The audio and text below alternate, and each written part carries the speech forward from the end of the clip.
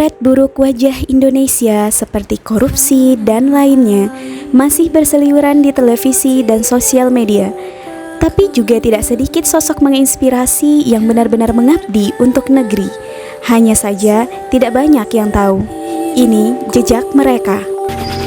Salah satu tugas pokok kami sebagai Satuan Tugas Pengamanan Perbatasan adalah patroli patok. Ini seperti benteng kecil yang menjadi tanda kedaulatan sekaligus lambang perlindungan hukum bagi penduduk Indonesia. Air yang menjadi kebutuhan pokok langka di desa ini. Gerhan pos kesehatan ini menjadi kontribusi kecil kami di wilayah Tapal Barat.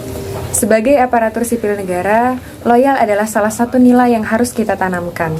Mengutamakan kepentingan bangsa dan negara, meski harus berpisah jauh dari keluarga, mengabdikan diri dengan sepenuh hati tanpa memandang profesi, berkontribusi aktif dalam kegiatan positif untuk membangun negeri, berkomitmen penuh, memegang teguh ideologi Pancasila, Undang-Undang Dasar Negara Republik Indonesia.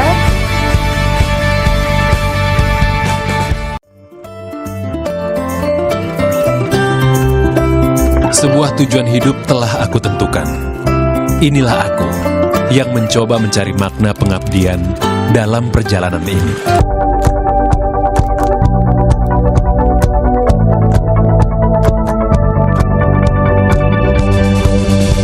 Setelah lulus dari Fakultas Kedokteran Sumatera Utara 3 tahun lalu, aku dapat berbagai macam tawaran pekerjaan dan sempat bekerja di puskesmas dengan segala kemapanan di kota. Namun, panggilan hati berkata lain. Entah bagaimana akhirnya ku mantapkan langkah kakiku di sini. Perjuangan ini memang belum seberapa.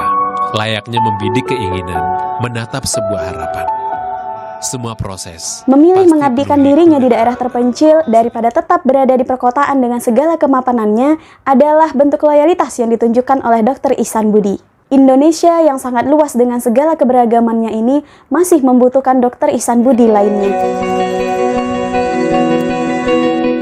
Lembaga Pemasyarakatan Perempuan kelas 2 Amart memberikan pelayanan kepada masyarakat.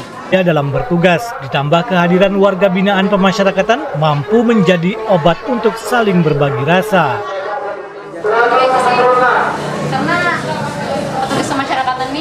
Indonesia dengan segala kekayaan, budaya, dan adat istiadatnya. Sebagai ASN yang merayakan Hari Raya Idul Fitri, melayani masyarakat tetap menjadi tanggung jawab yang harus dijalankan, di mana ASN harus patuh dan loyal terhadap kebijakan pemerintah. Dan dapat berbagi rasa kayak gitu.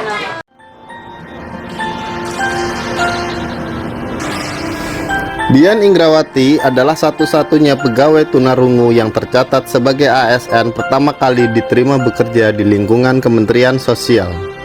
Keterbatasan Dian tak menghalangi pengabdian dirinya kepada negara. Selama ini, Dian berkomunikasi dengan bahasa isyarat, membaca bahasa oral dan tertulis dengan menggunakan alat bantu dengar. Meskipun Dian memiliki kekurangan dan kelebihan, sosok Dian tidak mudah menyerah dalam hidup.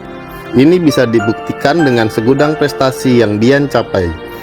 Di antaranya, raih kompetisi 2 Pigeon Contest tingkat dunia untuk mengharumkan nama Indonesia. Kami, rakyat Indonesia, siap untuk mengabdi untuk bangsa dan negara. Memiliki Dian.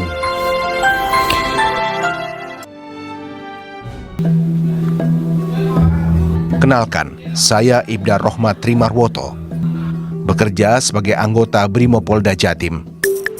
Rumah sederhana ini terletak di Desa Klangen Serut, Madiun, Jawa Timur. Rumah ini pelan-pelan berubah menjadi asrama sederhana bagi 20 anak asuh. Tempat tinggal sederhana ini menjadi tempat merangkai mimpi bagi anak-anak jalanan, putus sekolah, yatim piatu, ataupun kurang mampu. Saya cuma menanamkan kepada anak-anak dimanapun di sekolahan mana. Loyalitas adalah nilai dasar yang wajib dimiliki oleh seorang aparatur sipil negara. Mengabdikan diri sepenuhnya untuk kepentingan bangsa dan negara. Berkomitmen untuk memegang teguh ideologi Pancasila, Undang-Undang Dasar 1945, dan memberikan kesetiaan kepada negara kesatuan Republik Indonesia serta pemerintahan yang sah. Untuk menjaga keutuhan Indonesia, menunjukkan Indonesia ke dunia, Indonesia membutuhkan loyalitas kita. Indonesia bisa.